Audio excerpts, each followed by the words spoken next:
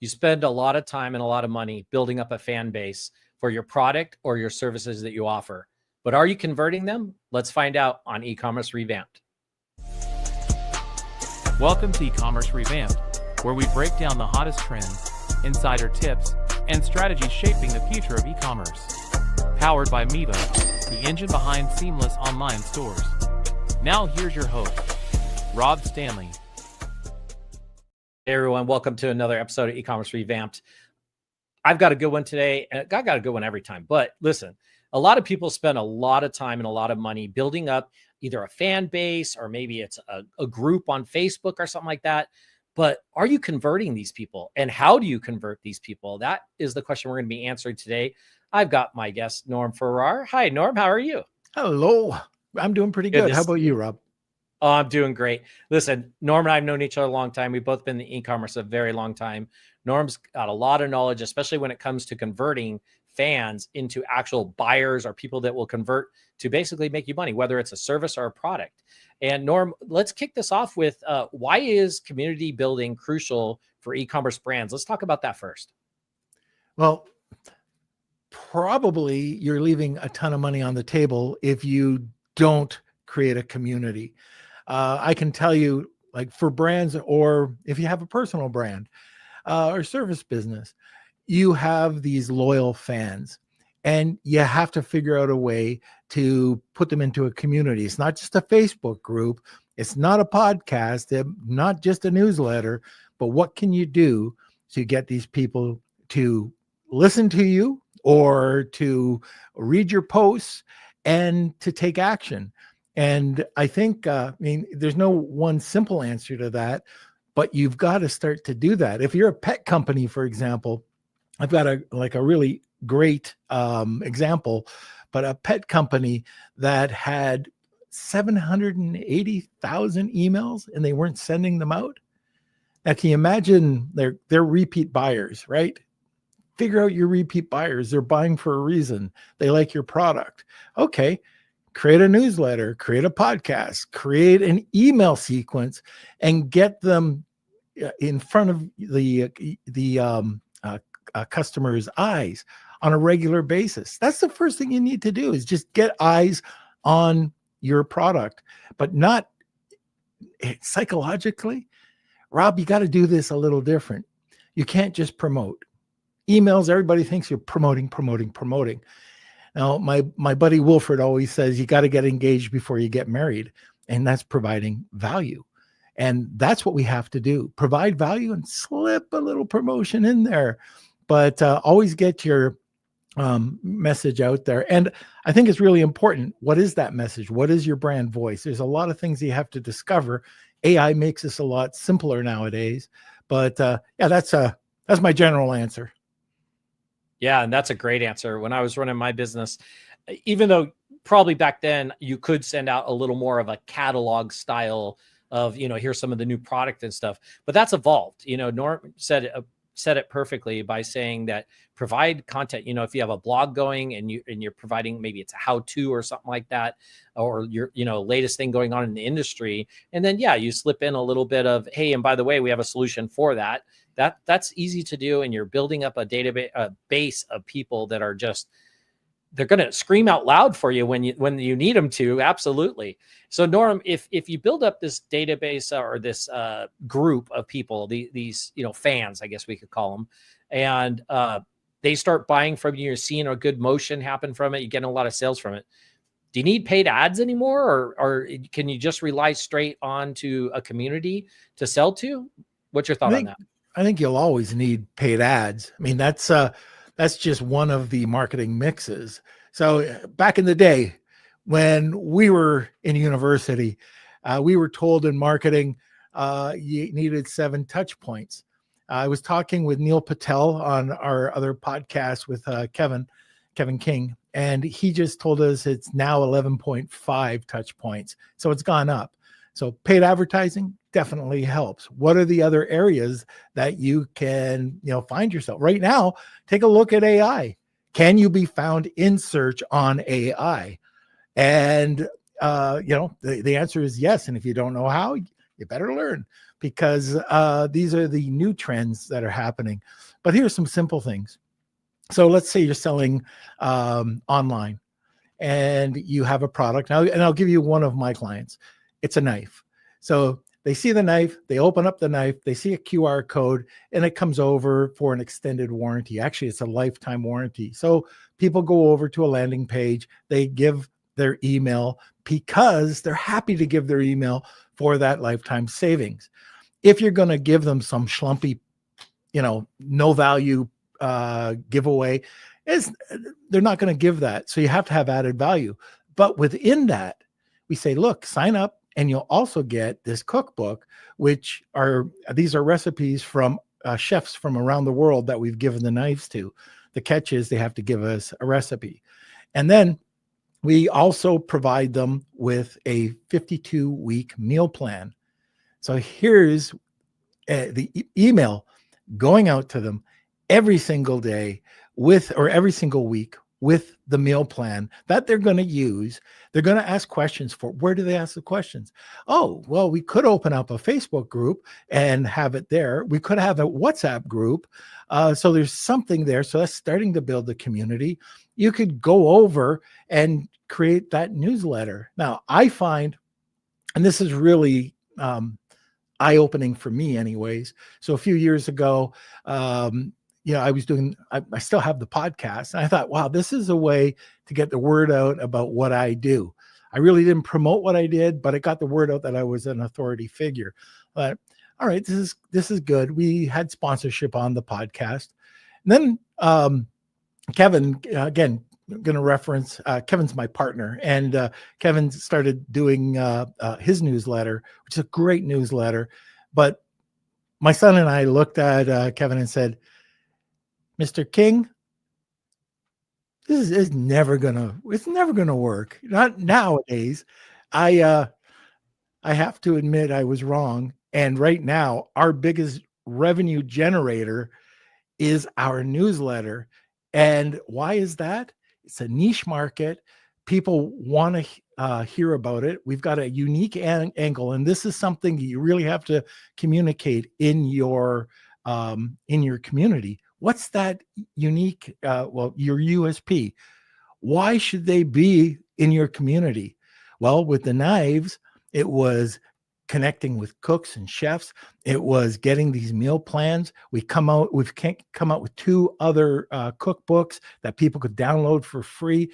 And they got to know the quality of the other products that we had. We ended up with this client launching 11 more products. And if they like the one product, they like the other product, and they'll purchase the next product. And one long-winded story, I'll finish shortly, but what they were able to do is they were able to increase their price. And that's a whole other thing on perception, but they were able to increase their price. They didn't have to discount it. They could say that they were just sending it out. They have 7,000 people on their mailing list. And if they were launching anything, this community, these loyal fans, these raving fans, not only would buy the product at little to no discount, they would post it on social media. He would get all the UGC that he needed. And also people were providing recipes that he could put onto his website and social media and on Amazon. So I guess I probably talked a little bit too much on that, but kind of important.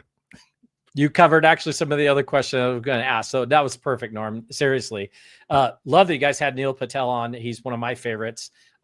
Big shout out to you and Kevin there for Marketing Misfits, which we'll cover a little bit more at the end. But talking about community a little more, how do you know, Norm, if a community is thriving, like if they're doing well? Is it from just interaction, or what's your kind of take on that? I might have a different take than some people, but fake, like for some communities or some entrepreneurs, vanity comes in. So what they do is they need to have a ton of followers. Well, followers doesn't make you business or doesn't give you business. And no matter if you're, Rob, this, if you're on YouTube or if you're on TikTok or if you have a newsletter. If they're fake followers, it's garbage in, garbage out. And you can usually see this because there's very low engagement. There's emoji, thumbs up emoji, whatever it is. And there's nothing compelling. There's no interaction. With our WhatsApp group, for example, we have continuous engagement. So people are always there. They're always talking. We're getting questions every day. And when you know you have a community, you can walk away from your community. Just like if you have SOPs in a company, you could walk away and let your staff take care of that. And that's what you'll find. So there'll be days that I'm not doing anything in our community for days, and other people are answering the questions, on PPC, on listing optimization, on whatever it is. So I think it's important that you have engagement. That's the first thing. You continually add value, and you give options. Yeah, no, I agree with that. That's great. And, getting that engagement, it's absolutely crucial. And, I'm in plenty of groups. You see some of them just kind of go dead, or you'll see something pop up once a month. Then on other ones, they're in WhatsApp, they're always at the top because people are always talking. BDSS group from Kevin King, always something going on in there. In fact, I'm always trying to participate and add in when I can too, just to help out. What about your strategy when it comes to using Google business profiles? Is that help at all as far as, groups are helping? Are you baiting me? I am. Okay. Let me see. Google business profiles. I love Google business profiles. The first thing you have to do is make sure that you get verified. And if you don't do it properly, you're not going to get verified. But brands, I've had so many arguments or discussions over the years that brands can't be on Google My Business, Google business profile. It's impossible. Well, they actually offer, when you go to sign up, one of the 3 options that you have is online business. Click, you check that. You have to make sure that you check that right one. Getting verified. And because this is so important, I'm going to stick on this for a second. If you have a service-based business that is like a brand, or you don't want people coming over to your home office, make sure you don't display your address. You have to put in your proper address, even if it's your home address. But if you click that, they're going to ask you to do the hardest form of verification, and that's video. They're going to ask you to send all video, one shot. They want you to go outside. This is crazy. Outside, show that you're where you live and the street signs. So you have to have a good zoom if you're far away. But, where I live, you got to show that. You got to walk in. You got to open the door, showing that it was locked. Rattle it, open it up, go through, show where you're either your employee or you work. Then you have to open up your articles of incorporation. You have to show your business vendor's license. Then you have to come over to the desk and you got to show all this other stuff. The simplest way is don't show your address, and you'll be given either a phone call, a snippet that you put into your web page, email address, or a mail or postcard. You do not want a video. But now, focusing on Google Business Profile is the single biggest asset that I can see any business using, not only for authentic to be the authority figure, but also to get ranked and indexed almost immediately. Now, ranking, depending, it could take time. But if you're constantly putting up your business information, all of your reviews are centered right there, and you start to rank for different keywords. So if you're using different tools like Neil Patel's Uber Suggest, Moz, SEMrush, and you get that information, and now you can start targeting some longer tail keywords. As long as you're number one, you will take up that space on the right-hand side or in your now it's switched over to Google Maps and search, but you'll take up that real estate when people are coming up for that keyword. So you get all this real estate for free that other people don't get because you rank. Now, the other part to this is people don't really realize that in this community, you can start building out your brand, images of your brand, make your images shoppable, have them shoppable on multiple locations. So Walmart over to Miva, over to Amazon, over to whatever online store you want to go to. It makes it shoppable. And no other platform that I know of allows for that. Then you're allowed updates. Updates allow you to update like for posts, or it's just, you can announce something, or it could be an employee, whatever it is. And then you have in the update, it's posts, events, and what am I missing? Offer. So for people coming, we have not Black Friday, Prime Day coming up.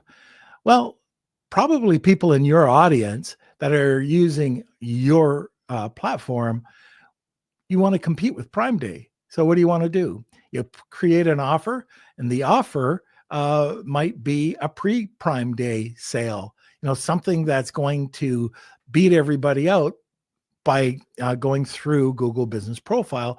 Or you can create an event that's specifically called, pre-Prime Day sale, whatever you want. But using the events is heavily weighted, because if you use the keywords in the event, Google will not, there's a couple of tips here. People will weight that higher because it's a dated event.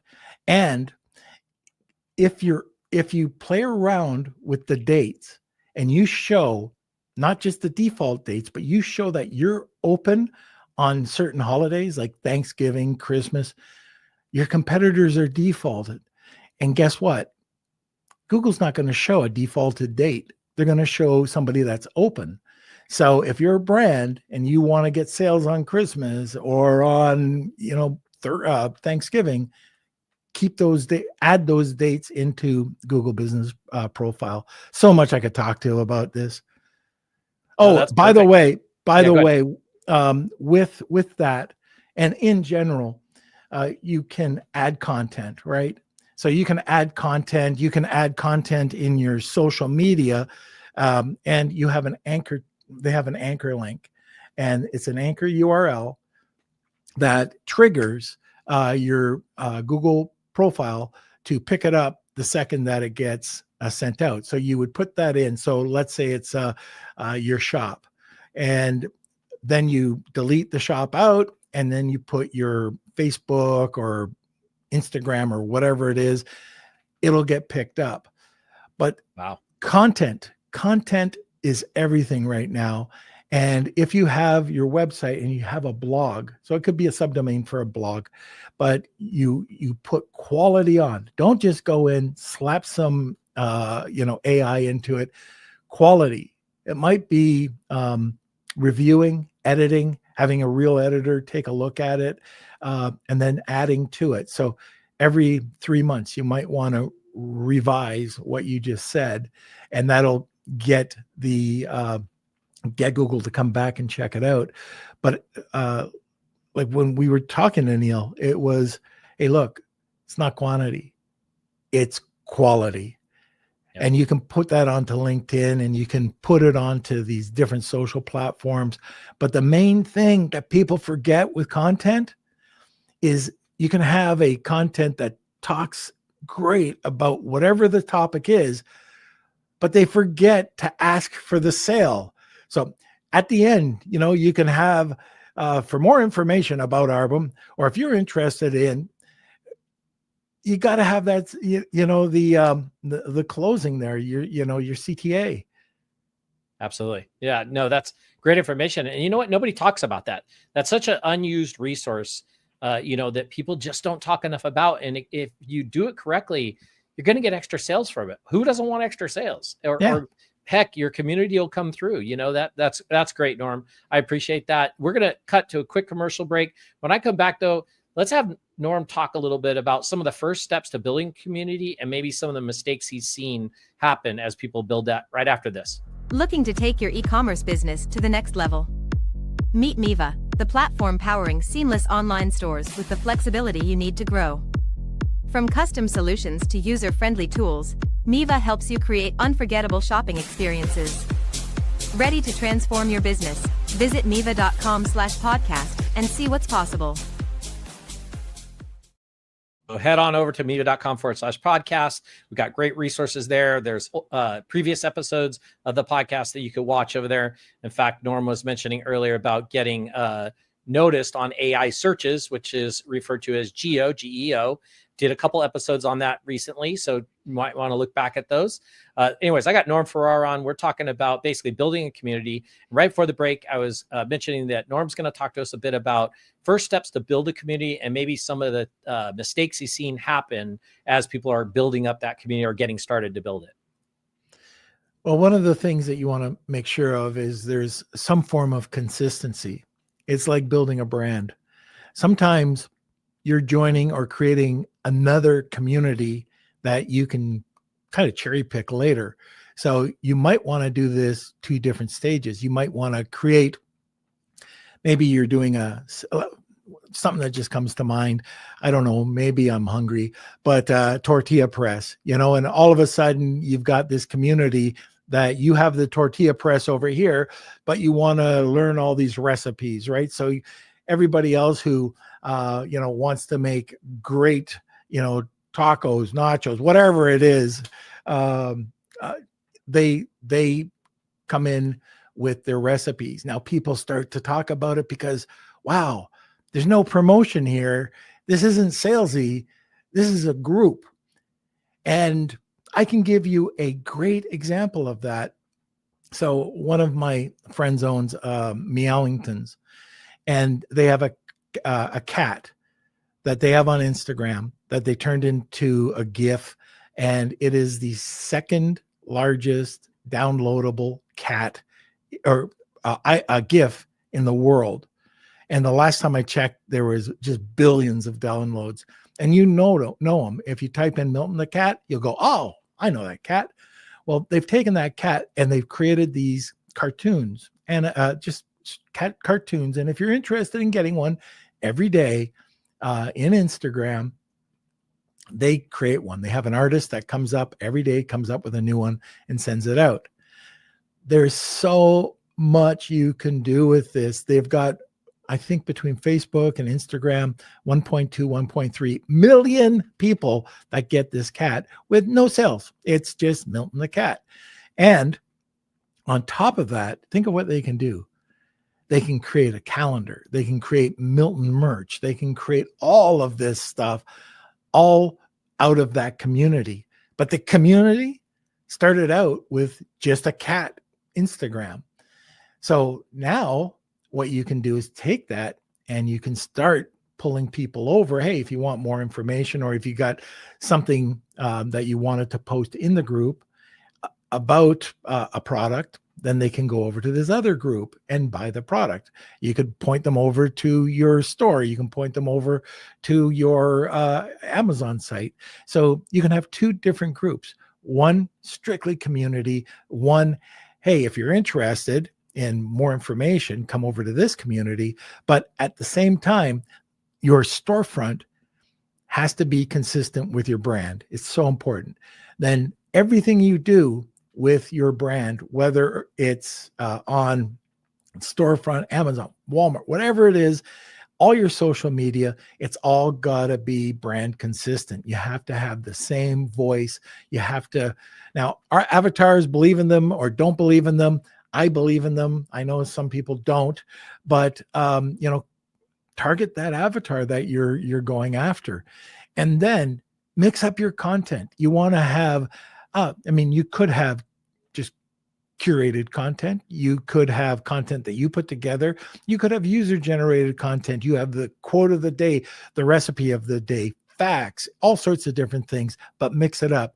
Nobody just wants to see quotes. Nobody just wants to see, long, boring articles. They need to have it mixed up. So when they go to the group, they'll start,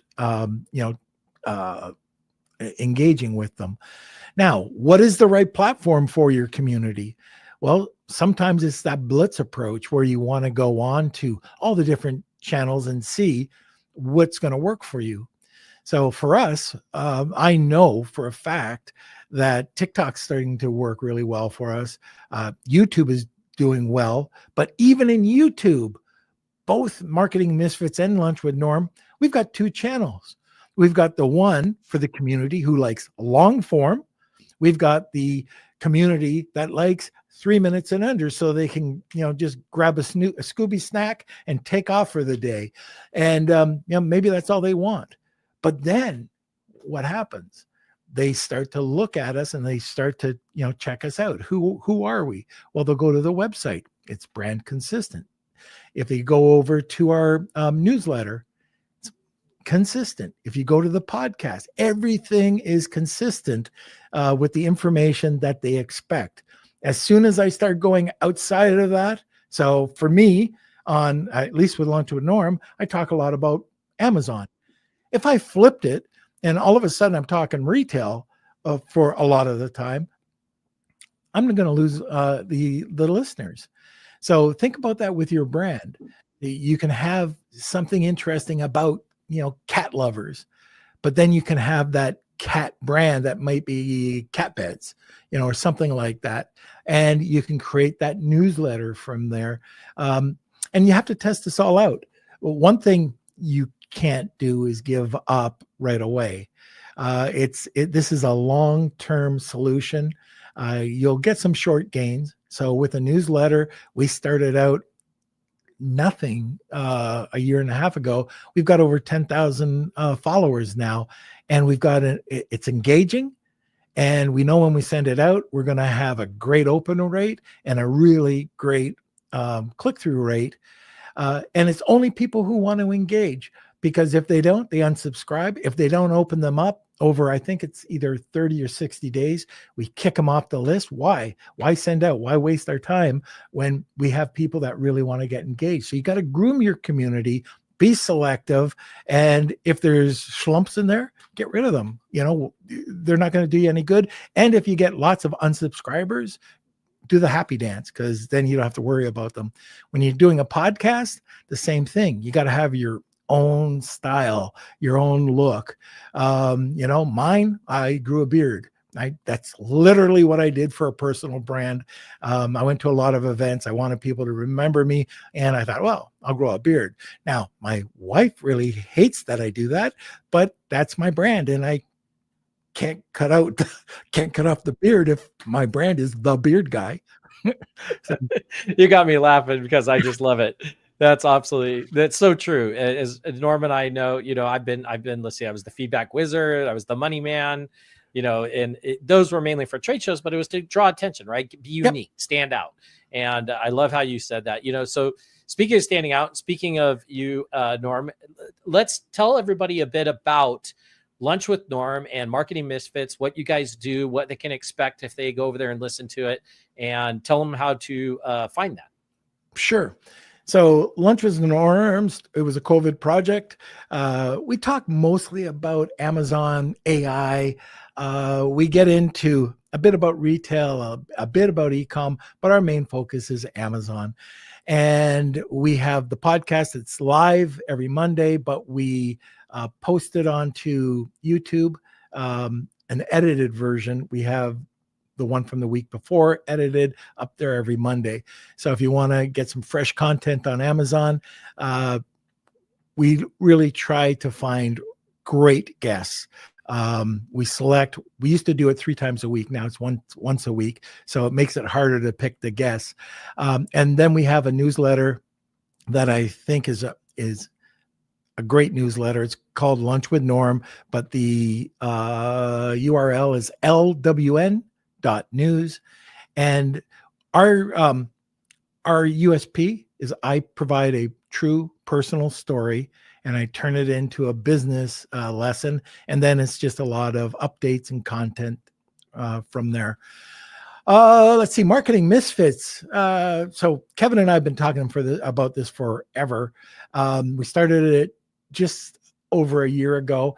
And what we wanted to do is when we went to all these events, we met really incredible people and unique people, misfits. And we started to think, well, maybe we could get some of these people onto a podcast and figure out how they thought outside of the box to be successful, or how they failed miserably to be successful. And that's what we've been doing. We've been going around talking to world-class individuals, and we've started the Marketing Misfits podcast. Absolutely. It's a great podcast, by the way. Thank Love you. it. Love when you and Kevin are both on there, and just some great guests. So for everybody listening, that's lunchwithnorm.com. And then it's LWN. I'm sorry, LWN is in Nancy, or N is in Norm, LWN.news, NEWS. And then, of course, you can search, is it marketingmisfits.com? I think it is, right? If I'm not mistaken. On YouTube, or Yep. for the podcast, like any podcast, you can go over to Marketing Misfits. You're going to see a guy with a beard, a bald-headed guy, and we're both smoking cigars. That's our logo. So That's them. you know you're on it. That's exactly the way I see them almost every time I run into them. So that's perfect. Norm, thank you so much. You provided a lot of great insight, things that I even forgot about. The whole thing with Google, and putting your business on Google and everything, and the amount of things you could do with it, with the coupons. I forgot about the discounts and things in there, and the content, being able to link the content and everything. Such a great piece of advice. It's so funny, me, you, and even when we have Kevin around, it's so funny. Some of these things, and even Steve Simonson, big plug for him too. We're always talking about, these are things that have been around a long time. People just forget about them. Then they come back, and they never stop not working. People just forget about them. And press releases, full circle. newsletters. It's just, some of these things just have been around a long time. Just people forget to go do them. And, that's why I bring you on the show. I've had Steve Simonson on the show. Kevin's been on the show. It's great. We can always talk about AI and the future and what's going on, but sometimes you got to loop back around to some of these things that people just aren't doing, or they forget to do. And guess what? That'll put you ahead. That puts you in a driver's seat to be able to build that community, drive more sales. I love it, Norm. Thank you so much for being on. I really appreciate it. Always good seeing you. And listen, everybody, thank you for tuning in to E-Commerce Revamped. If you want to hear more from Norm, go definitely subscribe to Lunch with Norm podcast on all the different platforms, or check out Marketing Misfits with Norm and Kevin King. Love those guys. And thank you again, Norm, for being on. And we'll see everybody on the next episode. Thanks for tuning in to E-Commerce Revamped. Ready to take your e-commerce business to the next level? Visit Miva.com for the tools to build seamless online stores and unforgettable customer experiences. Until next time, keep your carts full and your customers happy.